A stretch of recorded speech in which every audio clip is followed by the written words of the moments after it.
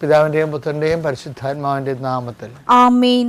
എൻ്റെ പ്രിയപ്പെട്ടവരെ, ഇന്ന് വെള്ളിയാഴ്ച ആഗസ്റ്റ് 29 അമ്മേ പരിശുദ്ധമേ, അമ്മേ പരിശുദ്ധമേ, ദൈവമാതാവേ, കൃപാസനത്തിലൂടെ ഞങ്ങൾക്കും ഞങ്ങളുടെ ദേശത്തിനും അമ്മ മധ്യസ്ഥം തേടി തന്ന എല്ലാ അനുഗ്രഹങ്ങൾക്കും കൃപകൾക്കും ഞങ്ങളിപ്പോൾ ഹൃദയം നിറഞ്ഞ നന്ദി പറയുന്നു. അമ്മേ പരിശുദ്ധമേ, അമ്മേ പരിശുദ്ധമേ, ദൈവമാതാവേ, 2004 ഡിസംബർ 7 ഉച്ചകഴിഞ്ഞ് 2:30 കൃപാസനത്തിൽ സംഭവിച്ച അമ്മയുടെ പ്രത്യക്ഷപ്പെടലിനെ കുറിച്ച് തിരുസഭയ്ക്ക് സമർപ്പിച്ചിരിക്കുന്ന പഠനരേഖകളുടെ മേൽ സഭാത്മകമായ പഠനം ആരംഭിക്കുവാൻ ഞങ്ങൾ പ്രാർത്ഥിക്കുന്നു.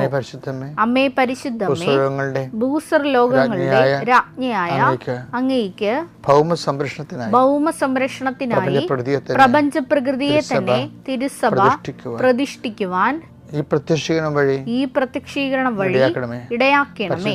പരിശുദ്ധമേ, ജപമാല മാതാവേ, സകല കൃപാസനം പ്രാർത്ഥനകളോടും ചേർത്ത് ഞങ്ങളിപ്പോൾ പ്രാർത്ഥിക്കുന്ന ഈ കുടുംബത്തിന്റെ പ്രത്യേക നിയോഗം പറമക്കളെ.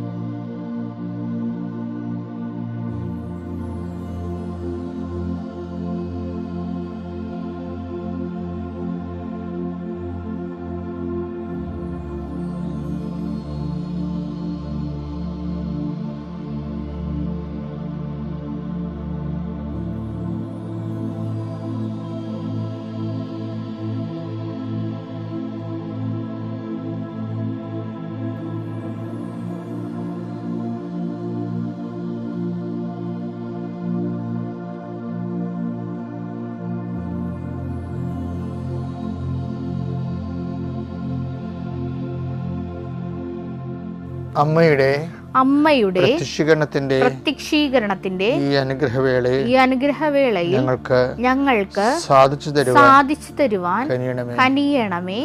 ആമേൻ. വിശ്വാസ പ്രമാണം.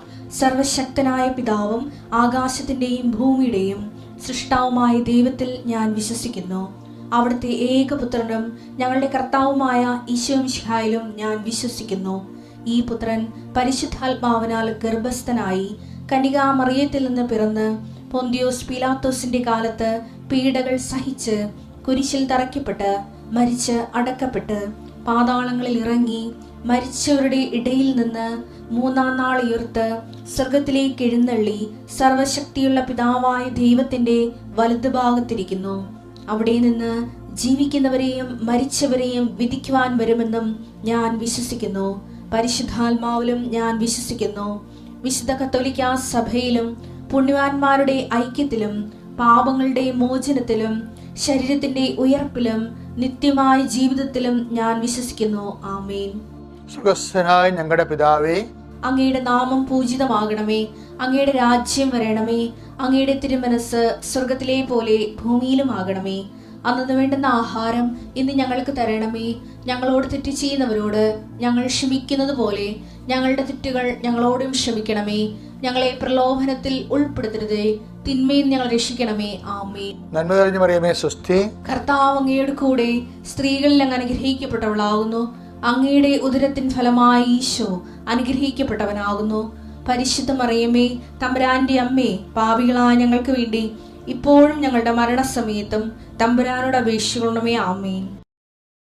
കർത്താവിന്റെ ഉന്നതമായ നാമത്തിന് സ്വസ്ഥം ചെയ്യുന്ന കർത്താവെ, 39 വർഷം ഞാൻ അർപ്പിച്ച കുർബാനയുടെ യോഗ്യതയാൽ കൃപാസ്ഥാനത്താരെ ജീവനോടെ പ്രത്യക്ഷപ്പെട്ട മാതാവിൻ്റെ മധ്യസ്ഥത്തിൽ വീട്, ജോലി, വിവാഹം, വെളിച്ചം, വഴികൾ, വെള്ളം, ഇങ്ങനെ ഒരു അടിസ്ഥാന കാര്യങ്ങൾക്ക് വേണ്ടി കർത്താവെ വിഷമിക്കുന്നവരുണ്ട് ഈശോയെ.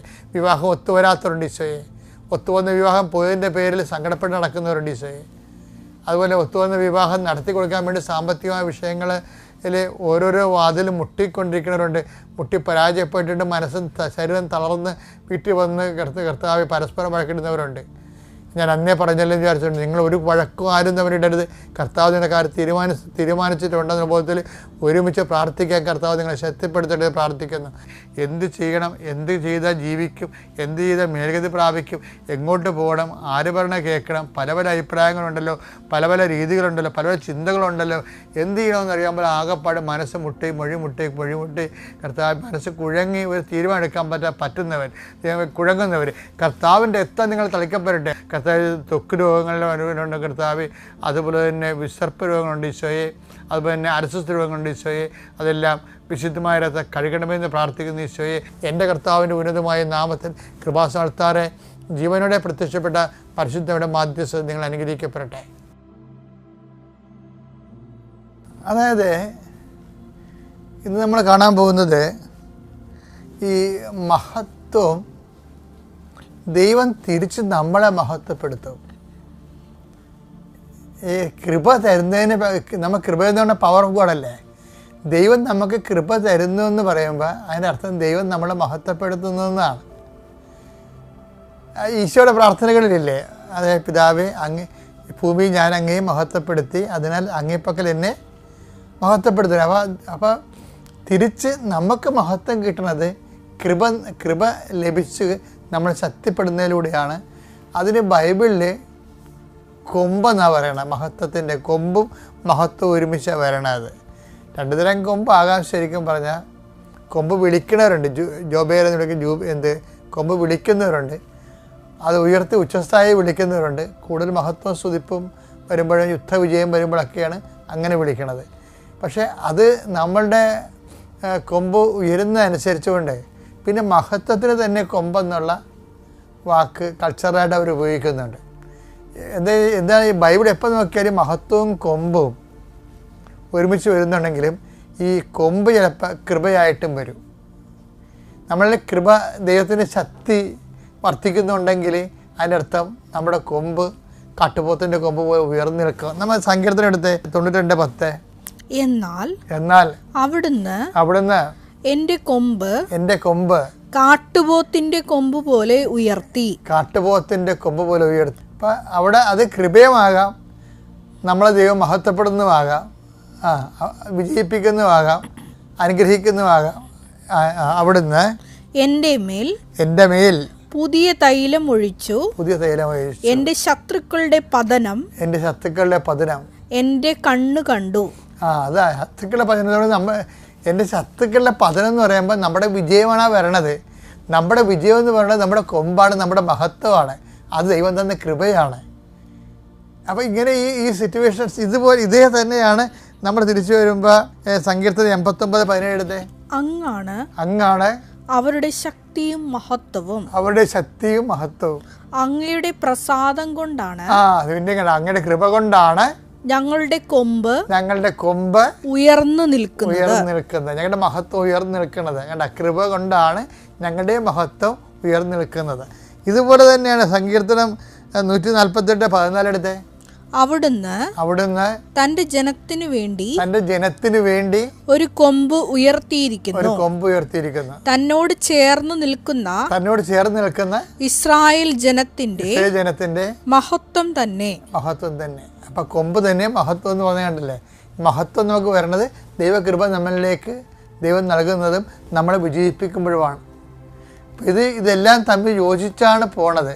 അപ്പോൾ കൊമ്പ് ഉയർത്തുക എന്ന് പറയണതും മഹത്വം, ദൈവം ഉപരി മഹത്വം നമുക്ക് നൽകുന്നതിനും തുല്യമാണ്. അത് ദൈവത്തിന് വേണ്ടി നമ്മൾ ജീവിക്കുമ്പോൾ നമ്മൾ അത് ദൈവസാന്നിധ്യവും ദൈവത്തിനെ കൊണ്ട് വിജയം അനുഭവിക്കുന്നവനാണ് ഈ മഹത്വത്തിൻ്റെ സങ്കീർത്തനം എഴുതിയിരിക്കുന്നത്. അപ്പം അതുകൊണ്ട് എപ്പോഴും ദൈവം തിരിച്ച് നമുക്കൊരു മഹത്വപ്പെടുത്തുന്നുള്ള ചിന്ത എപ്പോഴും ഉണ്ടാകണം. അല്ല നമ്മൾ ദൈവത്തെ മഹത്വപ്പെടുന്ന പോലെ തന്നെ നമ്മൾ വളരണത് ദൈവത്തെ മഹത്വപ്പെടുത്തിയാണ്.